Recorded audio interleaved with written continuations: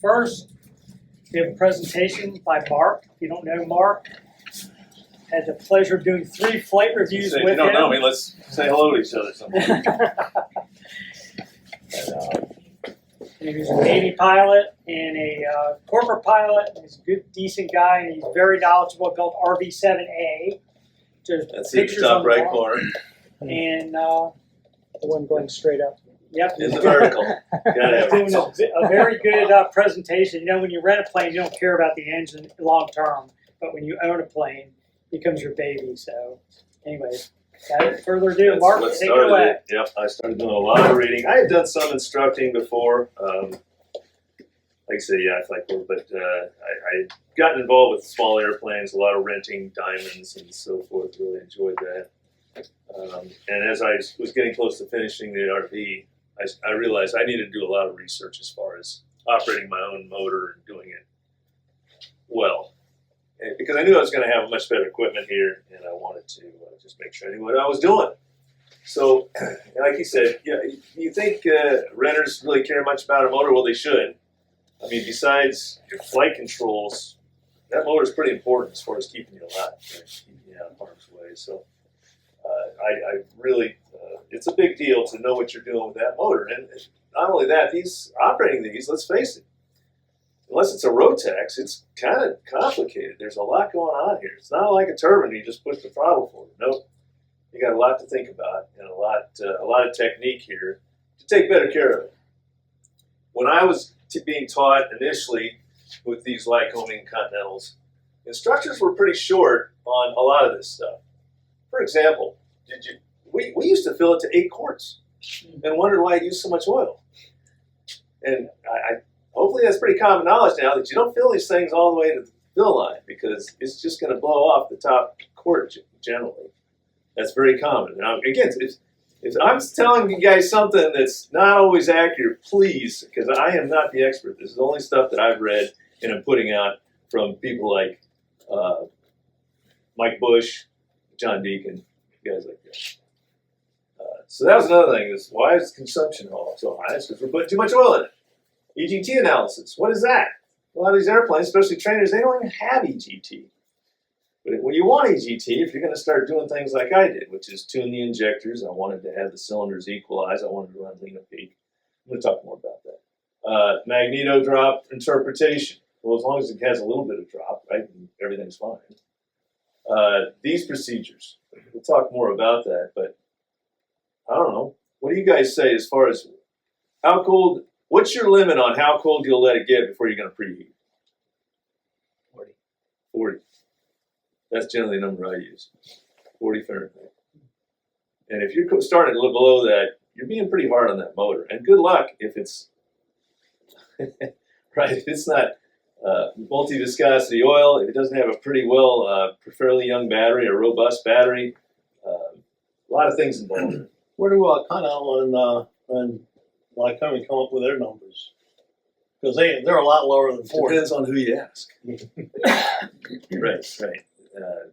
And again, if you want it to start, or shall we say, reliably start, that's where we come up with the 40 from personal experience. It gets much colder than that. Now, I have a high compression motor, so I'm double jeopardy there. I offset that with an EarthX battery. We can talk more about that later. But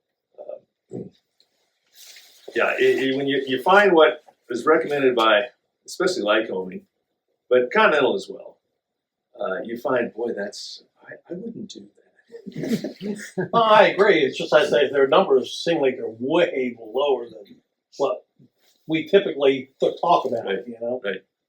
Well, it works out well for if you wear out your engine. Yeah, it's great for them, isn't it? or like their cylinder head temp limits are way too high. Anyway, we'll talk more about leaning and cruise and so forth. But again, I'm not talking about these. These are different, and we're not going to go into that today. Get into some basics here. And detonation is any acceleration of the flame front, right? It can be severe, it can be very mild. In a lot of cases, mild detonation, you never even know. By the way, can you tell in an airplane if you've got detonation or pre-ignition? You can't tell. You can't hear it. could you possibly tell with, if it's on its way of being completely destroyed, it'll start running rough. But yeah, usually what we're talking about, well, there's all these factors are involved. Right? You can read through these, but I have a higher compression motor. How do I keep myself out of detonation? Well, number one, I'm watching the cylinder head temps pretty closely. Number two, I have electronic ignition. That's a big advantage right there.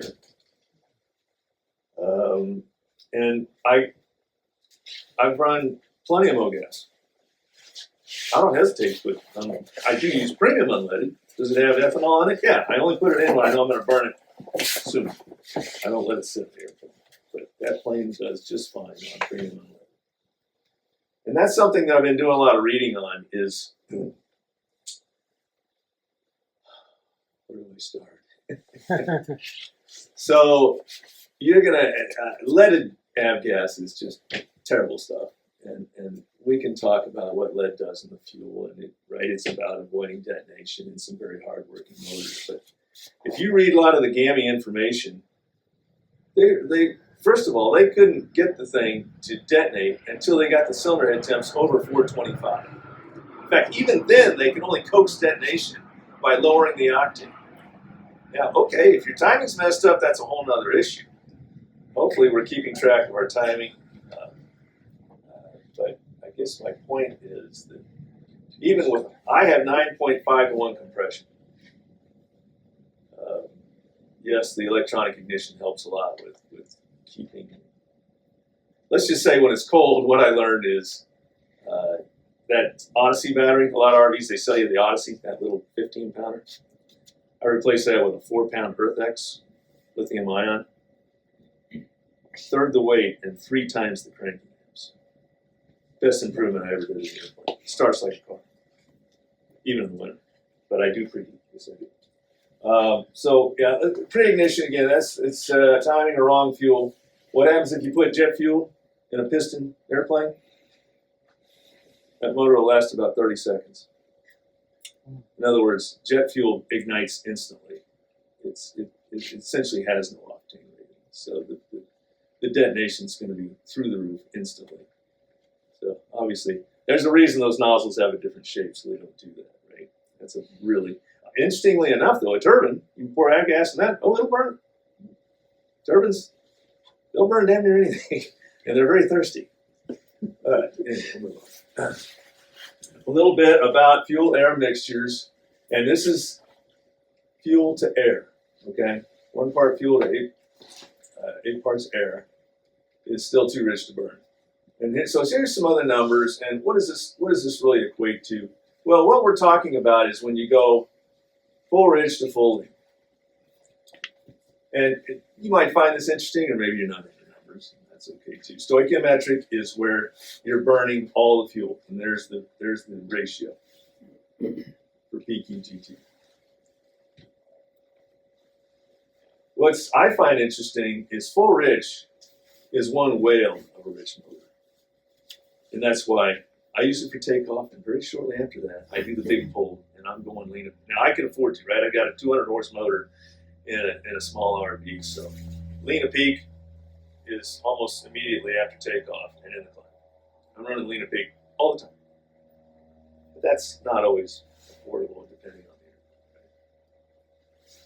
Because wasting that much fuel, I mean, this stuff's not cheap. And oh, by the way, when you're wasting it, what's it doing? Well, it's not being burned. It's polluting the environment. It's bad for your wallet. It's bad for your motor, right? It's gumming up your spark plugs and your valve guides. You do not want that.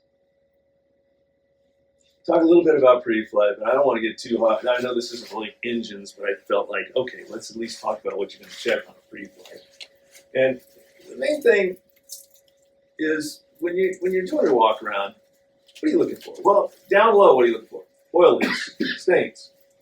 What are you looking for up high? Like where you fill the oil. Smelling for fuel, right? You should always be sticking your nose in there and seeing if you smell fuel.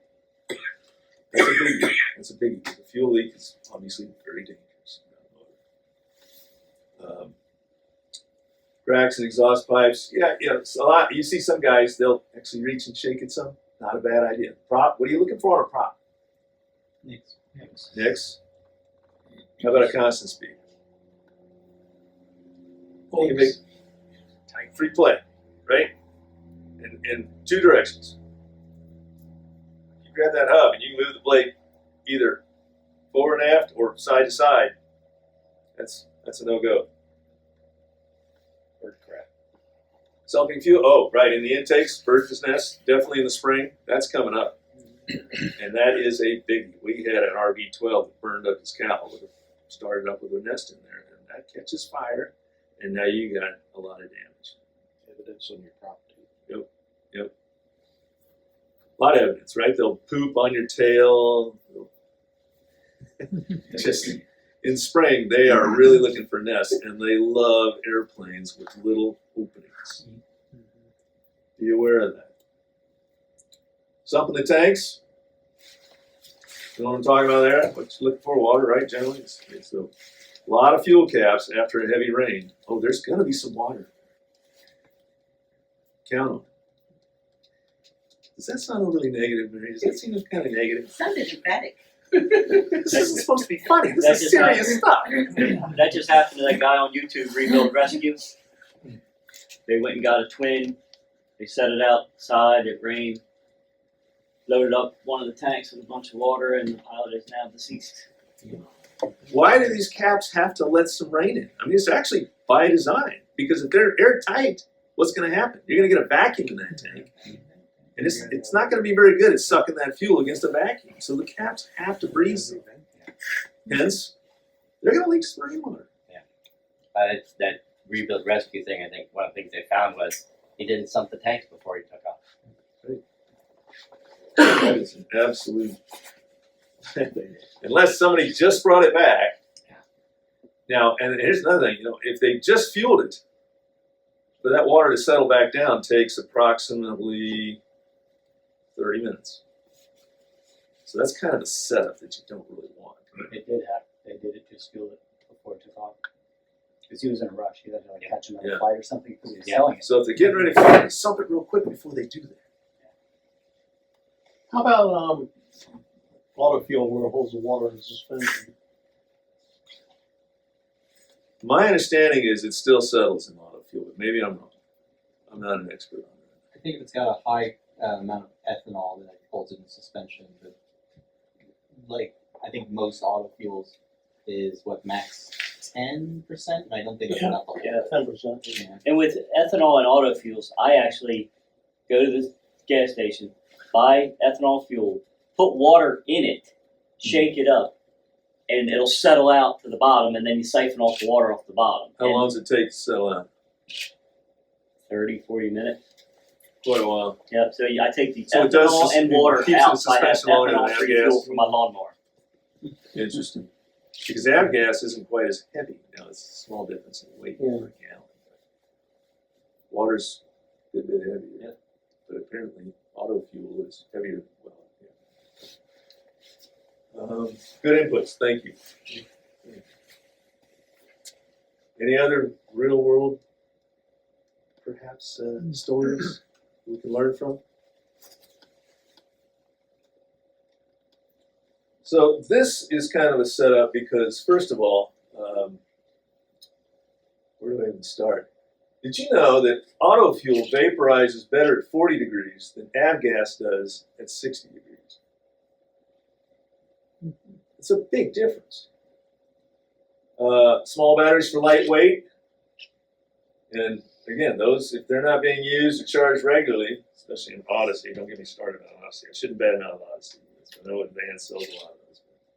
And they're small and lightweight, but let me tell you, compared to a EarthX, for you experimental guys, I know, I should be selling EarthX stock, I suppose, but that, what a difference. Anyway. What are the dimensions of that battery? Almost the same as an Odyssey. Yeah. They're very slightly different. They sell their own box, and it's a bolt-on replacement. I mean, it's drop-in replacement. It's the same holes. They know what they're doing. Yeah, it's a little pricey, right? An Odyssey's around 120, 140. An EarthX is 420. I don't know. It's more money, but it really means when you get the box, you're like, there's nothing in there. And you do have to route lithiums, right? They want to warn you that you started getting. We've all heard the stories about lithium batteries, right? So there is a wire there. You can either put a light in your panel that'll a fault light, or I had mine wired. David's my guy, so I get a CAS message if I have a battery fault. But I was going to talk about oil. Who runs multi-viscosity? Who runs multi-viscosity synthetic blend, i.e. Aeroshell? You know what Mike Bush says about that? Been doing it all my life. Come on, man. We're all Mike Bush I know. disciples, aren't we? He doesn't like them. He says the synthetic does not, it actually sheds the particulates that a full petroleum base will take with it and change it. Thought you might find that interesting. All right. Just run mineral. Phillips, right? That's 20W50. That's what everybody I know runs that stuff. It's a lot cheaper than the Aeroshell. We've all had good results with it. And you just run it all year now. My motor, by the way, is also a. So Tom talked me into the nickel sleeves. Very hard. You actually break it in with the rings. That break-in wasn't very good. That's probably my fault because I took it too high. I didn't keep power. Right, if you climb above 4,000 trying to break a motor in, you're not doing yourself any favors. So I didn't know that at the time. But I have heard since then that, the nickel cylinders are tough to break in. And I'm going through a cord every 5 to 6 hours. A little disappointing, frankly. But other than that, I love the motor. And when you got to keep up with an RV8, that helps. We could talk about, right, how do you start a hot one? Much different than a cold one, right? Me personally, I've got the throttle way up. I leave the mixture full cut off. This vapor clearing is I did not equip my fuel system to where I can just turn on the pump and cycle cold. If you maybe that's something you've looked at, Paul. I don't know. But most guys like me, it's fairly involved to do that, and so they just they crank it with everything off, some extra air in there, and as soon as it fires, now the question is how fast do you feed in the mixture, right? You guys figured out what works for your airplane? Some like it slow, some like it quick. Anyway, got any stories? Love to hear them. Yeah, I got a story. So 40 years ago, I'm learning to fly. I come up here to get my EMP, and I got a Cessna 175. And I'm priming it. It's cold. There's snow out. And my nickname now is Over Primer Shimer. Call signs are fun, aren't they? Because I overprimed, and it wouldn't start. I'm swinging that 84-inch propeller around, and finally the battery dies, and it backfires and catches the thing on fire. So then I'm out there throwing snow up in there, trying to get it to go out. Finally get the fire extinguisher out, put it out, and I had to replace a few scat tubes. But yeah. Oh, so not too bad. Which airplane? It was a Cessna 175. Had the GO 300 engine. Yeah. Huh. Had the geared. Geared engine. Yeah. Swing's a big prop. Yeah. Yeah, right back here in the grass. Okay. One thing about mine with that higher compression and a lightweight composite prop is it would kick. I quit starting it on 2 ignitions. Now I just started on 1 to avoid the kickback, and that seems to work. I haven't had a kickback since because a kickback will trash that lightweight starter just like that. Yeah, but when it catches fire like that, you're supposed to keep cranking it so it sucks it up into the engine. But my battery ran dead, so that's where I had a problem. Earthex. Oh wait, it's certified. Actually, they are coming out, right? Lithium ions available to everybody now. Yeah. Yep. And like electronic ignitions, guys, those are 2 huge things that you should really think seriously about if you don't have that. First thing I installed on the plane. That and an engine monitor. Yep. Exactly. I'm not going to wax philosophical run up. I think all of us know that there's a lot of reasons that you take it pretty serious. I will say that this, when we're talking about impurities in the fuel, you'd like that to surface before you try to take off. How warm should you get the oil before you apply takeoff power? Who's got a number? 100. 90. Good number. 90 is what I hear for multi, and 100 for straight. Those are good numbers. Colder than that, I wouldn't do it. You're not being very kind to this motor your ass depends on. Another thing I see is guys pulling out carburetor heat and they hardly get any drop. The FAA standard, by the way, is 90 degrees Fahrenheit on carburetor heat application. In other words, if you're getting hardly any drop, your carburetor heat's probably not going to do the job if and when you need it. Just throw some numbers out there. Alternate air. What is that? Why is that? Well, this is for a carburetor. This is for fuel injected, right? And we need a way to bypass the filter in case, I don't know, birds striking it, whatever would happen to clog that filter, maybe some ice, who knows? We need Steve here to talk about that. Anyway,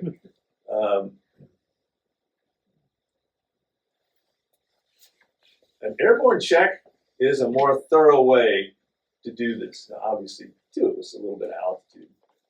Rough drops, large drops, what does that indicate? Plugs.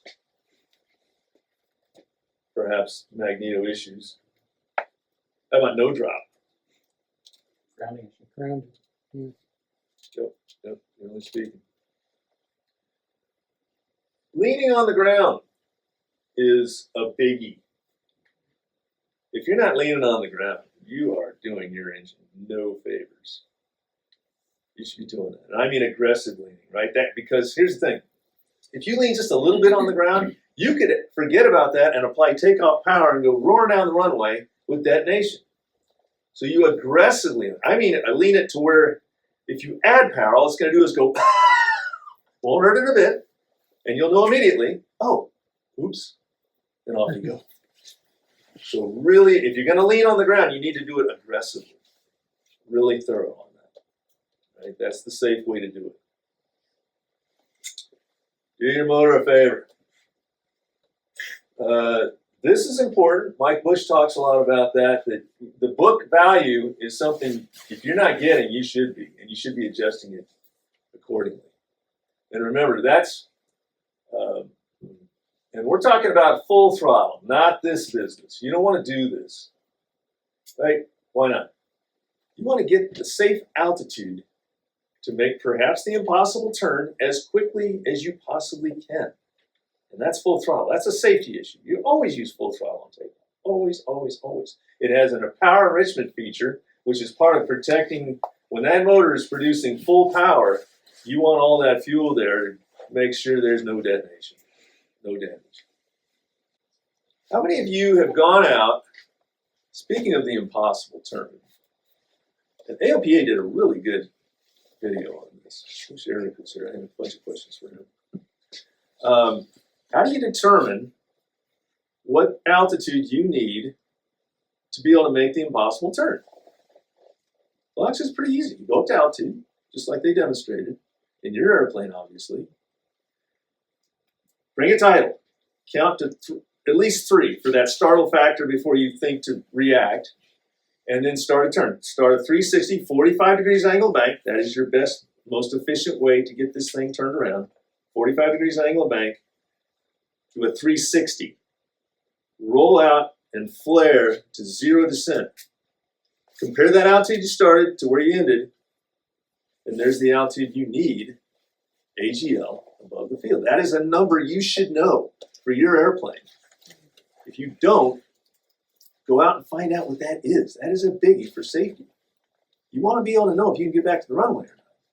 Because, by the way, that 45-degree turn is not without risk, right? And when the adrenaline's flowing, this is something you should be practicing and you should know well.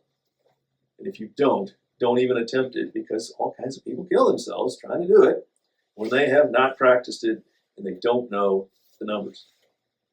Very important. Okay, this is one. Who remembers this one? This is where a lot of people's eyes roll in the back of their head. But I won't get so much into this one, but this one I think is really revealing. And let's talk about the left side is full rich. The right side, full lean. I know you can't really read those. That's lean, that's rich. Brake-specific fuel consumption. That's power divided by fuel. And so what we're talking about is that full rich, here are our numbers, and what are that? There's exhaust gas temperature, cylinder head temperature, internal combustion pressure, horsepower, and then the brake specific. So the bottom line is, when you're really rich, you're getting good power. You're not too hot yet, but you're wasting all kinds of gas. You're not being very good to your motor or the environment or your wallet. I won't get too much of that. So as you start leaning it, there's stoichiometric. That value I mentioned earlier, that's where you're burning all the fuel and getting peak temperature, exhaust gas temperature, because in fact you are burning all the fuel. What about cylinder head temps? Well, it's not quite as hot as what Lycoming recommends, which is 20 degrees rich at peak, working your motor as hard as you possibly can. Why anybody would do that unless their life was on the line, I don't know. But anyway, there's peak. Pressures, again, coming down because they're not as high as they possibly could be. And here's horsepower. Where do I operate? Well, I don't need to work my motor that hard. I'm not in that big of a hurry. And oh, by the way, I don't like wasting gas. So what do? I go lean at peak. This is, by the way, this is 20 degrees rich at peak. This is 20 degrees lean at peak. This is where you want to be. This is where I generally operate. But don't get me wrong. How much I'm lean at peak depends on outside temperature. When I operate my motor, it's all about cylinder head temps, right? We all know that the end-all be-all limitation on your motor is cylinder head temps, right? 400 degrees, easy number to remember. That's an easy one. And according to Mike Bush, you don't want to be too cold either. You want to be between 350 and 400, and he says be on the high side of that window to scavenge all the lead. If your cylinder's that hot, now you don't have to worry about TCP or Declan trying to scavenge the lead from your motor and keep your plugs clean and your valve guides clear. So what I do in the winter is, I'm at peak. That's getting my cylinders generally in the 370s. In the summer, now I'm more like 20 to 30 lean peak. But it's all about keeping those cylinder heads in the optimal range. I know that's what makes these engines so freaking complicated to operate. To really do the best with them, this is not easy. And good luck doing it without an engine monitor, right? That's darn near impossible. Good luck doing it with carbureted. I mean, I'll get more into this, but in another slide. I asked the question, what's the fastest combustion? Well, as you can probably guess, it's this danger area that you don't want to be in because you're really trying to encourage detonation, number one. Number two, you're wasting gas. What does that mean? You're producing more carbon monoxide. If you have an exhaust leak, you're making your life more dangerous. Why would you do that? No, burn all the damn gas, get rid of the CO in here, and be better. It's cooler, it's cleaner, it's just more efficient. And that's really what this is the efficiency right here. That's what that's really showing. Power divided by fuel. I'll touch on this very quickly. This is a John Deacon thing, where he does this big poll. In other words, this red zone is what you want to stay out of. And what are we talking? This is the mixture between very rich and a little lean a peak. But when you're down low, your motor can produce more power, right? And so if your motor is able to work really hard down there, he says, don't get in the red zone. Don't stay at full rich in climb power, which is wide open. By the way, he's a wide open guy all the way, as am I. Wide open throttle. And then he does a big pull to go Lena Peak right away. This is 4,500 feet. It's just his example, but another slide's going to go into the stay out of the red zone. And that's what it is. Any questions about that red zone? Again, when you're down low, if you're going to start leaning, you better know what you're doing. I do the big pull very early, but I know where that is because I've been operating this motor for a long time now. So I can comfortably do that. But be careful with that one. If you don't get all the way down into here, now you're in the red zone, and you can get into detonation if your cylinder's hot, right? That's a big part of it. Is how hot are your cylinders? Is your timing okay? A lot of things involved there. I know, getting a little too verbose on some of this. And again, more of that as far as when to reduce throttle. Climb speed, well, you'll find, especially in the summer, keeping your cylinder head temps under control, that's one of the ways you do it, right? Just climb a little faster. Get the extra airflow. RPM reductions, any problem with that with wide open throttle? Nope. Let's dispel a couple of myths early on.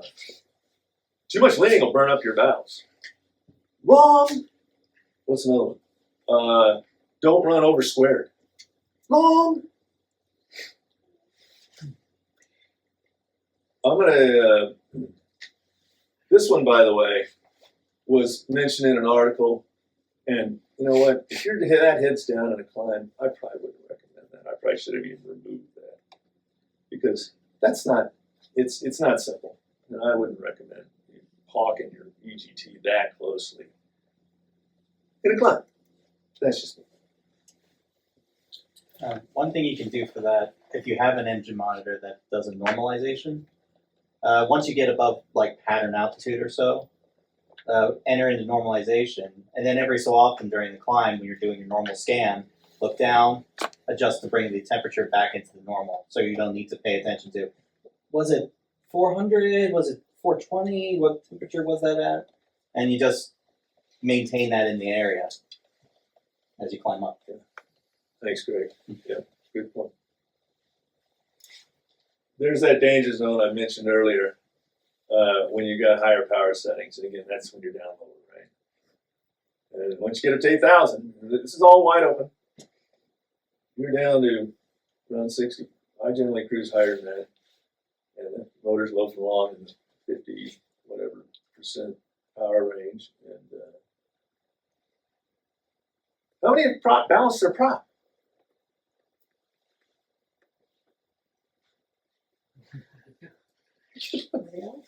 Guys, how do you know where your sweet spot is as far as RPM? What do you cruise at? Did you just pick a number randomly? You don't want to do that. Once you find out where your sweet spot is, like, get your prop balance. Carlo can do it. I'll do it if you come to Leesburg. I've got one too. You should balance your props. It's just much kinder to your, not just your engine, crank and all. It's better for your airframe. It's better for everything. Highly recommend it. Now, one thing I'll mention about a prop balance. If somebody says, just bring it up 2,400 and I'll measure it, how are you going to find a sweet spot doing that? No, so when I do a prop balance, I had a guy bring up 2,000, 21, 22, 23, 24. I measure 5 different ranges. Because, by the way, this is as much art as it is a science. When you read where all the directions of where the highest vibration is. So now what you're doing is working, and generally they're in the same general area of which way it's out of balance, right? So you put a weight opposite that, and you remeasure it, and now you're just finding where your sweet spot is as far as your lowest vibration RPM. If you want to be really good to your airplane, I would recommend this. All right. Talked about less than 400 degrees on the cylinders. Let's see.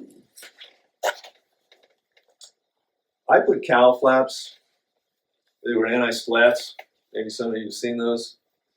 Don't get me wrong. There's a lot that anti-splat does that I like, but I ended up removing. Why? Because once you tune your injectors and get your cylinders together, Lena Peak will take care of any cooling issues you need to take care of much more effectively. Just throw that out there. All right. Let's move on here. in case you think I'm not looking at some of the, this is operator's manual, no Lycoming, no 320. What's the takeaway here? Well, a couple things. You might say, well, here's their sweet spot. And okay, yeah, it's somewhere around 2300.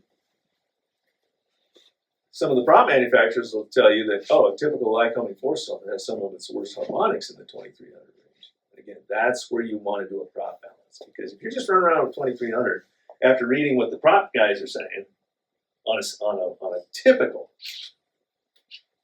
might be worth thinking about.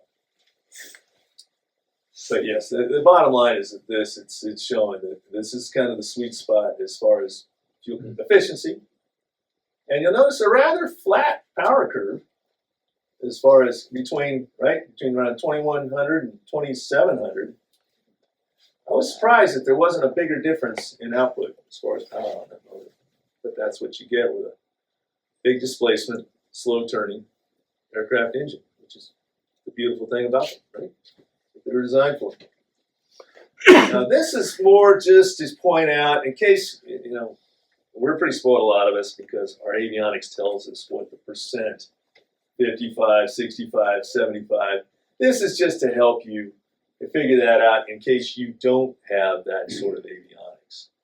So that can be useful. The other thing it points out, and like they say here, over squared. Look at that. Look at that. Not a problem. In fact, it's the way to go. I don't know if any of you read word. Lindbergh. He was teaching pilots in World War II. Go over squared, boys. You go a lot further. And how to lean effectively. But yeah, racking up a bunch of piston miles. I mean, okay, if you're stuck with a fixed pitch, I get it. Who wants to drive around in third gear all day? Don't get me started. So, like it says, these are suboptimal, but do they work? Yeah. Why do we need them? Well, if we're at constant speed, right, we need some sort of power output. What are they really measuring? Vacuum, right? All they're measuring is vacuum. The vacuum in that ductwork. I don't want to belabor this, but what's going on? Your engine is nothing but a big air pump, right? When those pistons come down and that valve opens, they're sucking air through. Well, if it's an air pump that wants to breathe, how can you help it breathe? Wide open throttle and a clean air filter. Anything less than that, dirty filter or less than wide open, you're cutting back on the efficiency of this air pump. I digress. So let's get back to this. Here's the thing that most should know, but in case you don't, I think it's important for you to know. When this gauge, what is it measuring? It's measuring the suction in here. Right now, if it's wide open, this gauge isn't going to change much. It doesn't matter what your RPM is going to do. The gauge is pretty much going to read what it reads because it's almost reading ambient, right? If you go out there in pre-flight, you should be able to look at your manifold pressure gauge and see roughly ambient conditions, right? Set your altimeter, think about the elevation. That thing should be pretty close. But I digress.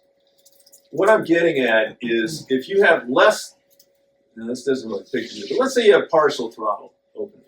You're not wide open.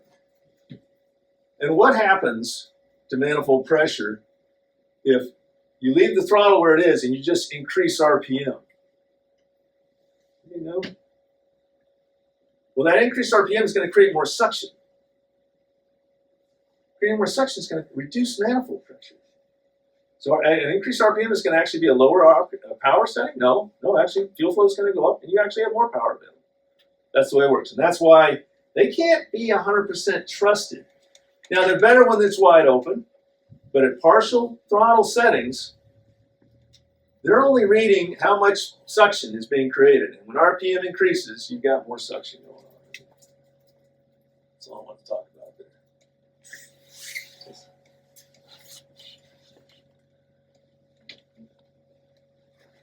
So, right, and don't get me wrong, if you're going to burn low gas, and you're not a low compression motor, you should be pretty careful with that.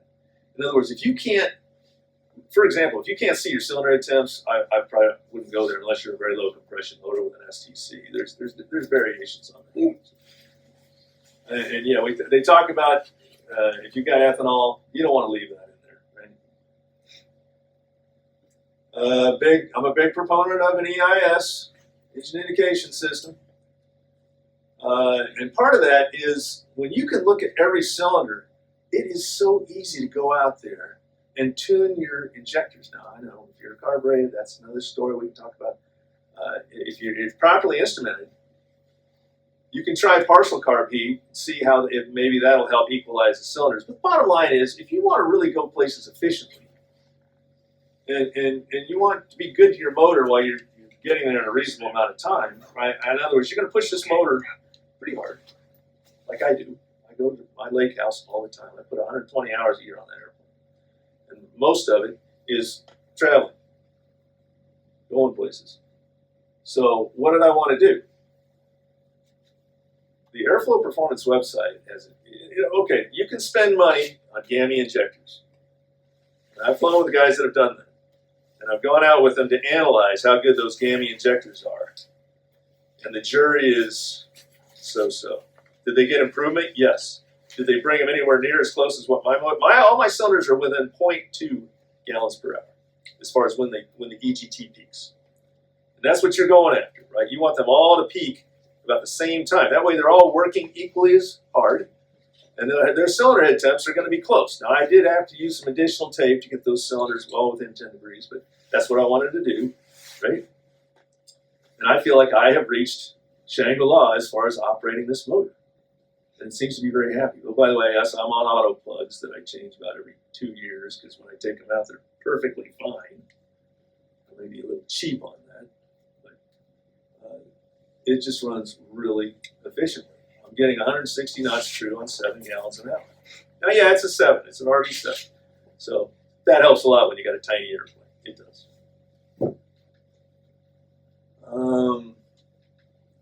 When they say keep it smooth, maybe we're talking more, again, if you haven't balanced your injectors, if you're carbureted, and you're really trying to stretch your range, do you ever want to not, that's right, we all know about the lean it until it gets a little rough and then enriching it to smooth it out, and there it is. That's where you're stuck. Could you lean it a little more and make it a little bit rough? You never want to do that, right? Don't ever run with a rough run. It's just terrible for it. And what I'm talking about here is the more you lean, the slower the combustion rate, the flame front propagation, right? Where the richer, the faster. And so there's your detonation. Now you're getting closer to the detonation versus being leaner. Leaner is just safer, cleaner, cooler. It's where you want to be. Thoughts? Descents, there's a lot of options there, especially with the constant speed prop. Personally, I just push it over. I like the extra speed, right? I run it right up pretty close to red line in the descent, unless it's a rough ride. It's, hey, otherwise, what happens with that additional airflow is the cylinders are going to get cooled. They're going to cool down. So, shock cooling, a problem? Here's the research. Shock cooling is another myth we can dispel right now. I mean, what do you think happens when you fly through rain? What do you think happens when you shut it down? Okay, you can call that shock cooling, at least nothing's moving. But the point is, as long as you're not yanking the power to idle and going into a V&E descent for 5,000 feet, it's not a concern. And if you do that, yes, okay, that would be very questionable practice on an air-cooled motor. You wouldn't want to do that, obviously. Right? And that really was a problem. I mean, they do it all the time with jumpers. Guys who take jumpers up. What they like to do is blame a pilot when in fact it was usually a manufacturing defect. They're very good at doing that. All right. What am I talking about here? What I'm talking about is a lot of checklists. When you're getting ready to land, what do they tell you to do with a mixture? Full rich. Why? Wow. We're in a descent. Why do we need full rich? For go rounds. For a potential go around. But the problem is, that's the worst possible time to go full rich on a motor. It's already gotten cooled down some. Now you're going to dump a whole bunch of gas to it to, again, clog your plugs, gum up your valve guides. You really don't want to do that. Is there a better way? Hell yeah, there's a better way. What is it? If you do a go around, it's not just the throttle, right? There's a reason the throttle, the prop, and the mixture are right next to each other. I don't care if it's vernier or levers. There's a reason they're all right next to each other. You just need to practice. And I'd say, do it on takeoff. Right? When you go to take off, right, you've leaned on the ground, go ahead and pull the prop back too. If you have a prop. Get used to pushing them all up together. It's a good habit to build. And that way you can spare your motor this nonsense of going full rich in a descent. That's the worst thing you can do to the motor. Thoughts? Sorry. I get kind of spirited about this. That's good. All right. Show of hands. Who here's had an engine failure? What caused it? Mine was a air coupe on short final to Kemar at 300 feet. It was 105 degrees ambient, and it probably would have been fine, but there was enough cooling that it didn't pick up power immediately. Obviously, I didn't have any problem with Kemar at 200 feet on short final. Oh, so you had enough. You made it. Yeah. Okay. Mine was here, fractured crankshaft. No kidding. Going takeoff, made it out to the antenna farm out up the mountain and turned around and was able to make it back to the airport. Is that a trainer? Was that your airplane? It was my airplane. Wow. Good answer. Iowa 520. That you flew regularly? Yeah. Sounds like a manufacturing defect. Yeah. It was only 200 hours on it. Ooh, wow. Wow. So what did you end up doing? Luckily, the wind was out of the northwest that day, and I was able just to make it back in with no problems. No kidding. Continental wouldn't stand behind that crankshaft. Really?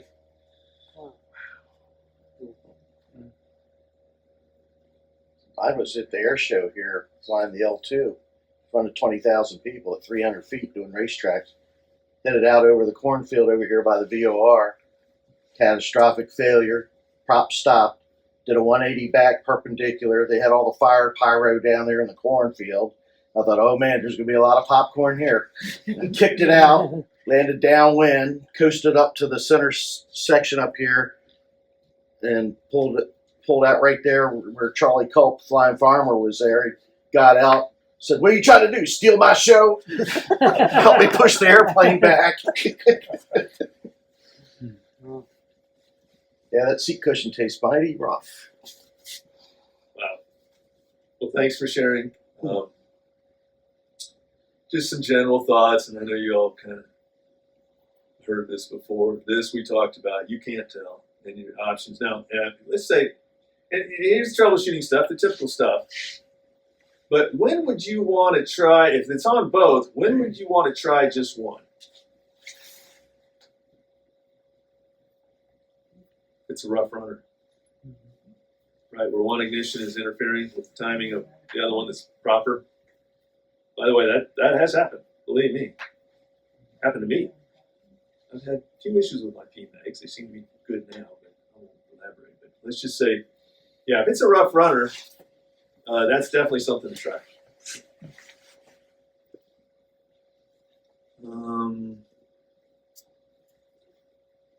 What is this doing?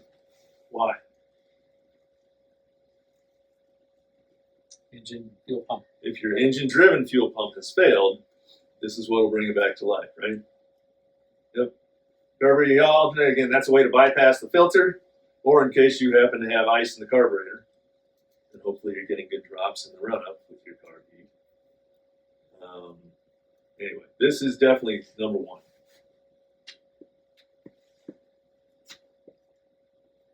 Anyway, Other thoughts? Because I noticed nothing here about getting a Mayday out, but that's certainly something you want to do. All right, first thing you do, establish a glide. Second, pick a field. Third, get a Mayday. Should you do the Mayday before the troubleshooting? We could debate that. The quick way to get a Mayday out is reach over and hit your ELT. It's a quick and easy way to call the cavalry. Anyway. I know I've gone kind of long. I apologize. Extra credit. Who knows what this is? Meteor. Empire. First jet to operate off a carrier. Right? 45. They beat us. We were 46 with the Phantom 1. Anyway, any questions? Thanks for your input. Nice. Go ahead. I really appreciate it.